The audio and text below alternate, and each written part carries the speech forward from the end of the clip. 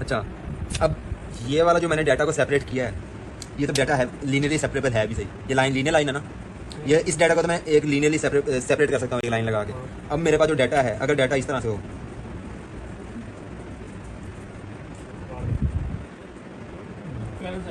अब इसको मैं कैसे सेपरेट करूँ? इसके लिए तो अगर मुझे देखा जाए तो ये तो लाइन कोई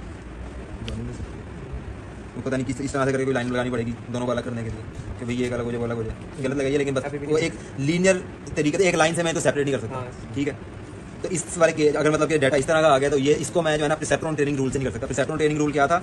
आपने एरर फाइंड किया, आपने देखा एरर है, ठीक है, आपने वेट्स को अपडेट किया W प्लस डेल्टा W से, और डेल्टा W आपने फाइंड किया ईटा से T minus O into x y से। ठीक है, ठीक है, ये लीनियरली सेपरेट हो गया। ये प्रिसेप्ट्रॉन ट्रेनिंग रूल में सिर्फ इतना काम था। लेकिन अगर मेरे पास जो डाटा है वो लीनियरली सेपरेबल नहीं है तो मैं प्रिसेप्ट्रॉन ट्रेनिंग रूल से उसे नहीं कर सकता। ठीक है, इसलिए उसके लिए हम यूज़ करते हैं डेल्टा रूल।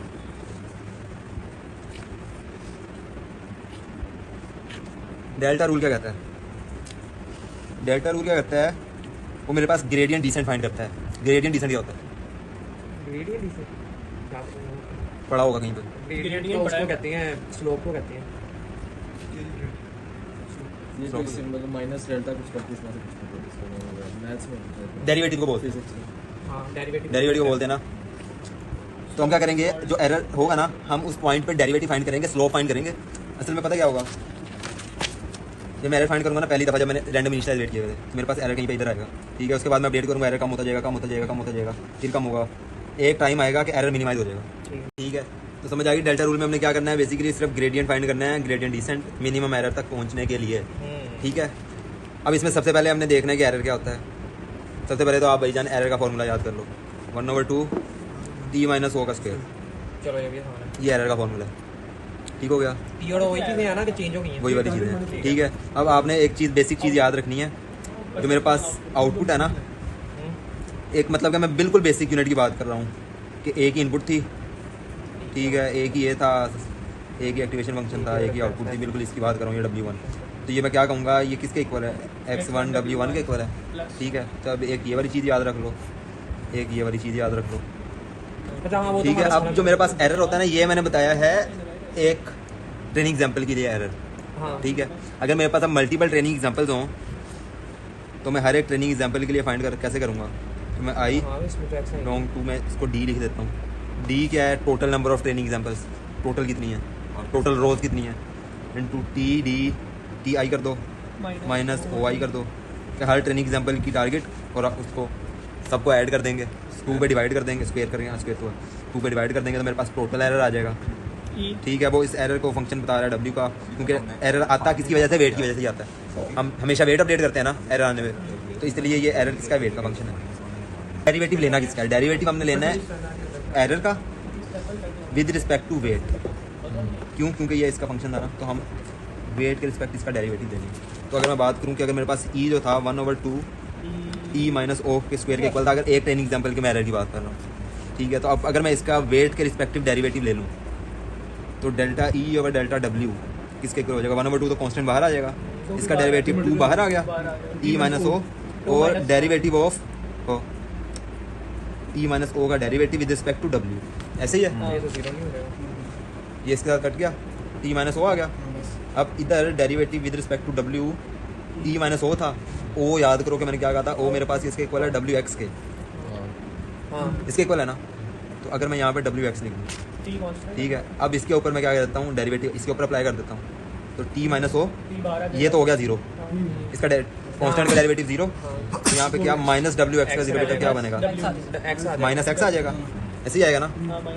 तो मेरे पास क्या बन गया, ये मेरे पास ये चीज़ आ गई, change derivative of error with respect to weight, और ये एक का डेरिवेटिव आया। सारी ट्रेनिंग एग्जाम्पल्स के लिए हम क्या करते हैं, इसका सम कर देते हैं। अब मैं ना डेल्टा W का फॉर्मूला बताता हूँ। होता यही है हमेशा कि WI को अपडेट करने के लिए WI प्लस डेल्टा W करते हैं हम।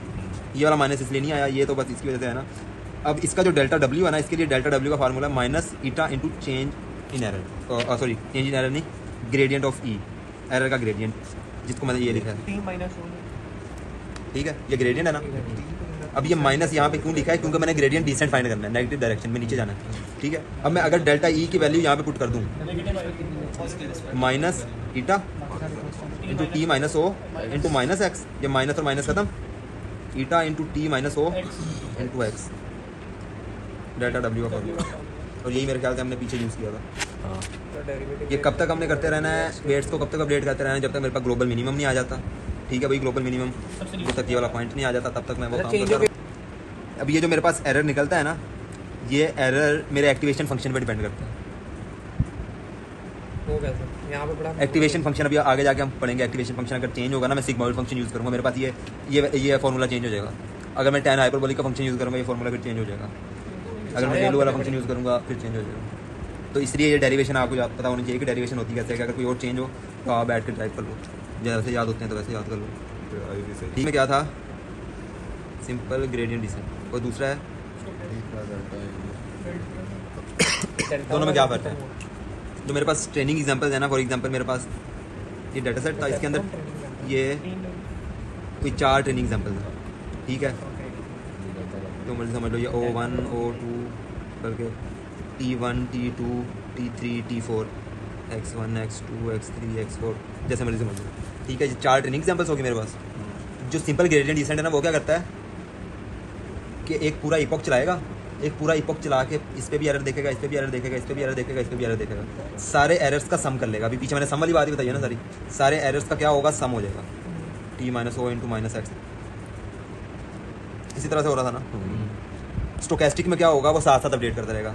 यहाँ पे आया, इसने एरर देखा, एरर है, देखा भी नहीं एरर है, मतलब उसने तो चेंज तो करना ही है ना। उसने एरर कैलकुलेट किया, अगर एरर 0 हुआ तो कोई वेट में अपडेट नहीं होगा कि मैं देखो W प्लस डेल्टा W, तो अगर मतलब कि वेट चेंज ही ना हुआ, एरर 0 हुआ तो ये वैल्यू 0 हो जाएगी ना, तो फिर वेट्स में कोई अपडेट नहीं होगा। तो वो क्या करेगा, पहली ट्रेनिंग एग्जाम्पल में गया, उसने यहीं पे वेट्स को अपडेट किया, फिर इस पे गया दोबारा अपडेट किया, इस पे गया दोबारा अपडेट किया, इस पे गया दोबारा अपडेट किया।